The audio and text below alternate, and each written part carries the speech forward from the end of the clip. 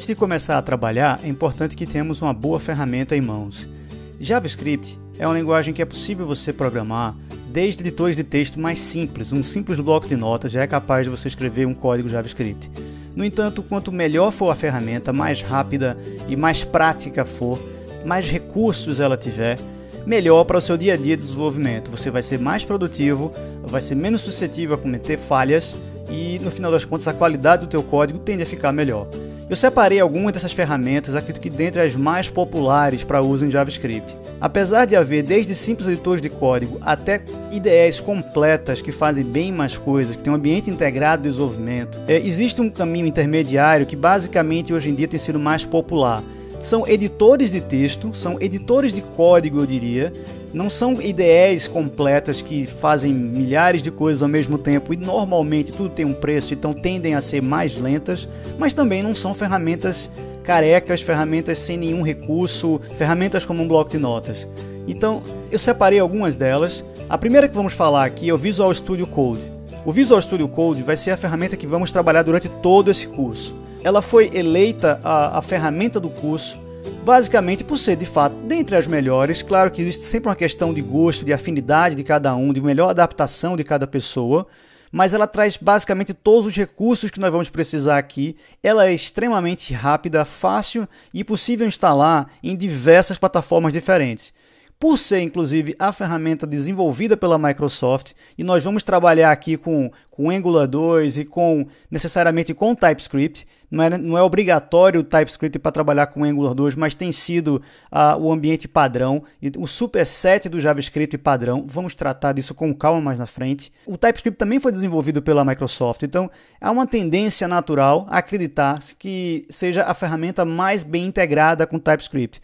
Mas por se tratar de, pasme, Microsoft mais código-fonte aberto, essa vantagem não é tão notável. Sobre o Visual Studio Code, você pode chegar aqui nesse endereço, code.visualstudio.com, e efetuar o download. Claro que vamos trabalhar como sempre vemos fazendo, vamos trabalhar com Brew para instalar o Visual Studio Code. Mas antes de seguir adiante na instalação, eu queria só recomendar também o Atom, ou Atom, como algumas pessoas falam. O Atom também é outra ideia bastante interessante, bastante popular, muitas pessoas trabalham com ela, mas nós vamos optar pelo Visual Studio Code, embora seja algo muito parecido. Uma sensação pessoal minha, que pode mudar de acordo com cada pessoa, cada ambiente que está desenvolvendo, é que o Atom é um pouco mais lento do que o Visual Studio Code. Me parece uma ferramenta um pouco mais pesada e você vai ter, em alguns momentos, certos engasgos e tal mais frequentes no Atom do que no Visual Studio Code. Não estou falando isso de posse de nenhum resultado, nenhum benchmark de desempenho,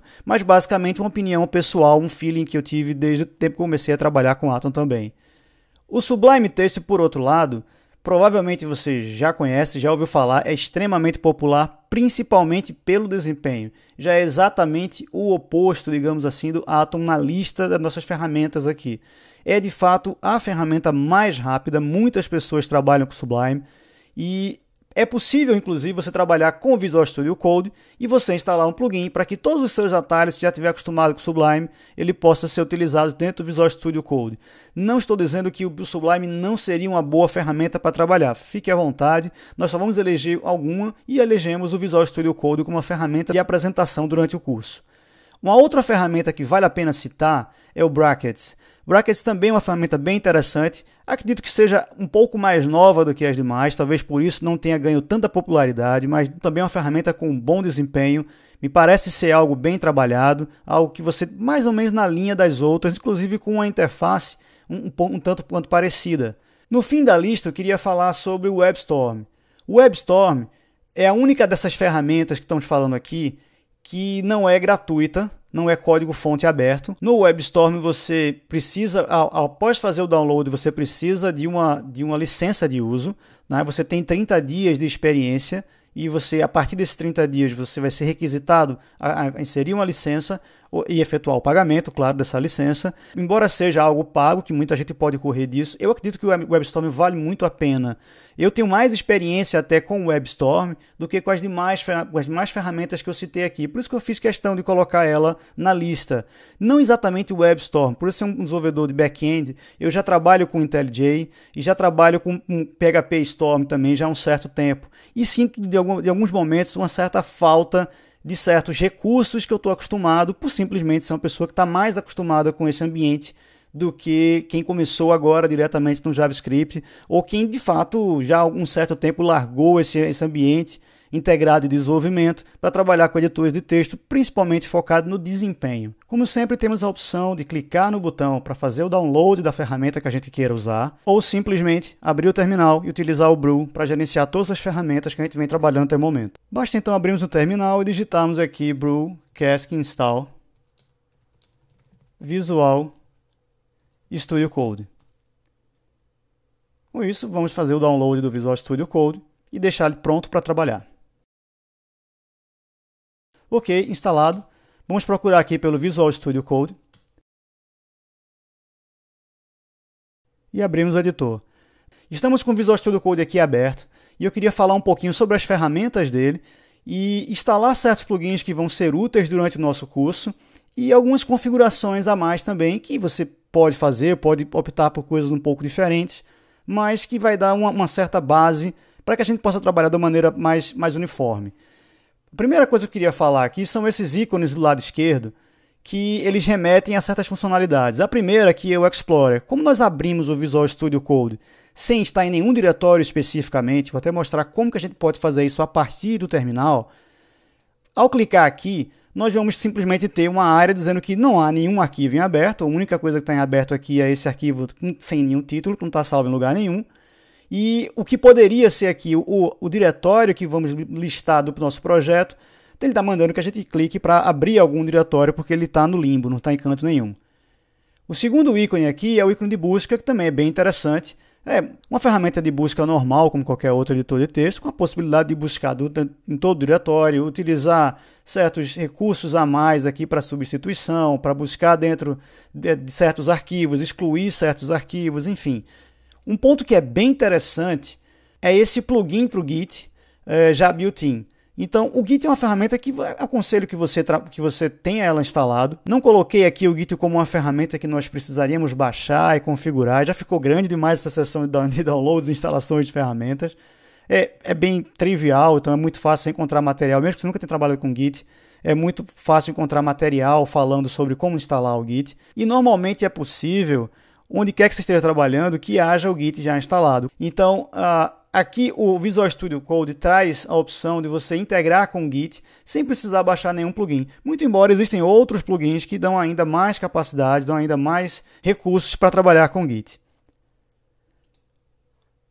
O quarto ícone aqui é uma ferramenta também super poderosa sobre debug. Por enquanto ela não está aparecendo nada, vamos tratar dela aqui durante o curso, vamos depurar o nosso código, tanto simplesmente em Angular quanto Angular com NativeScript. Vamos trabalhar depurando o nosso código e ver qual vai ser o resultado. Enfim, é bem interessante. Inclusive, um dos plugins mais baixados da lista de plugins para o Visual Studio Code é simplesmente o plugin que dota ele a capacidade de depurar um código que deveria ser depurado lá no Chrome. Então, ele integra-se com o Chrome e você, em vez de depurar lá no Chrome, vem aqui para o Visual Studio Code para depurar por aqui. É uma ferramenta interessante porque você está depurando exatamente onde está seu código-fonte, porque querendo ou não lá no Chrome, possivelmente você não está tratando diretamente do arquivo, porque possivelmente está rodando por baixo de um servidor web, você não está abrindo o arquivo diretamente. Aqui no Visual Studio Code, o que você alterar, já está alterando no seu código-fonte. E por último, o último ícone aqui é onde nós vamos começar a instalar alguns plugins para que a gente possa ter o Visual Studio Code com mais recursos, uma carinha mais interessante. Está aqui, ó, a primeira coisa que ele coloca é a lista de plugins por ordem dos mais baixados. E você pode ver aqui que alguns desses plugins, como por exemplo o Debugger for Chrome que eu citei e uma série de outros, já vamos instalar agora. Então, aconselho instalar esse VS Code Icons, que ele vai deixar o nosso projeto mais bonitinho, com ícones para identificar, para ficar mais fácil de identificar cada tipo de arquivo que a gente está trabalhando. Então é bem interessante. Basta clicar no install e clicar no reload para que ele possa atualizar. Mas vamos fazer o reload ao final de todo o processo de instalação. Claro que como são diversos plugins aqui, eu separei aqui do lado, você não está vendo, eu separei aqui um outro Visual Studio para que eu possa seguir e verificar se estou esquecendo de algum plugin interessante.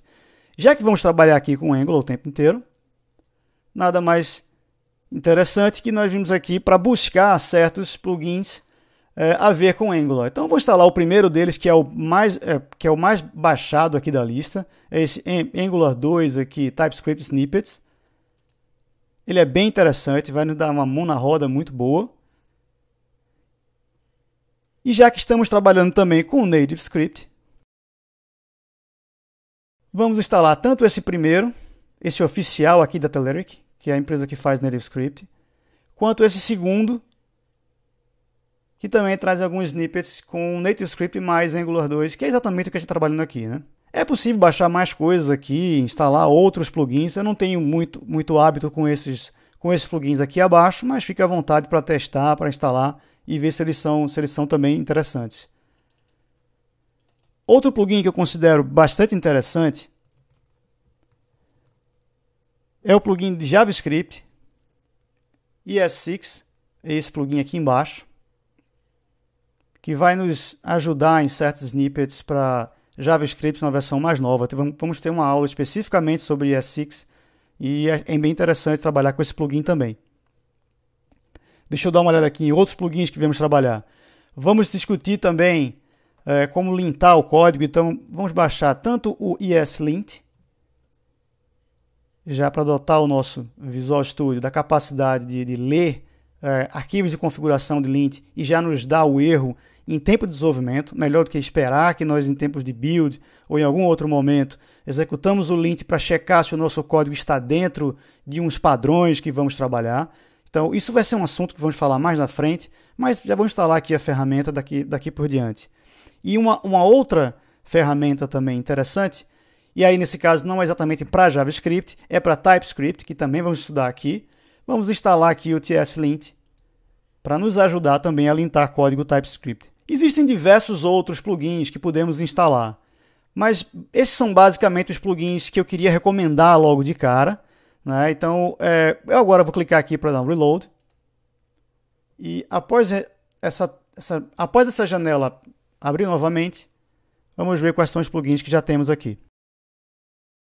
Ela carregou novamente, vamos vir aqui, e aí temos diversas informações sobre diversos plugins diferentes. Você pode clicar em cada um deles que você instalou, ver os detalhes, saber exatamente como é que ele trabalha, tá? E é possível que algumas informações venham ser dadas aqui em cima, né? Como informações, no caso aqui foi do VS Code Icons.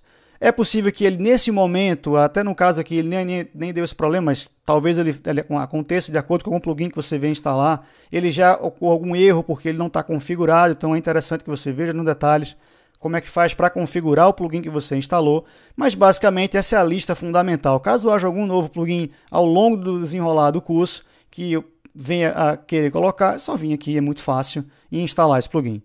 Eu queria continuar aqui vendo a parte de configurações. Se você for no Command e a vírgula, no caso de trabalhar com Mac, né, ou você vir aqui em Code Preferences, aí vai ver aqui User Settings, ou, enfim, se estiver em português, ou se estiver em outro ambiente, algo com relação a configurações, a preferências. Clicando aqui, eu já tinha digitado aqui o Command, vírgula, ele aparece aqui ao lado a lista de configurações padrão, e aqui ao lado uma lista de configurações que por enquanto está vazia, que você pode sobrepor o padrão. Então você pode pesquisar aqui, existe uma série de configurações, várias categorias de configurações aqui, e obviamente quanto mais você vai instalando plugins, provavelmente você vai ter isso ampliado, porque você vai ter as configurações do plugin que você instalou também, mas é bem interessante que você sobreponha em algum momento para ficar mais de acordo com o que você gosta de trabalhar.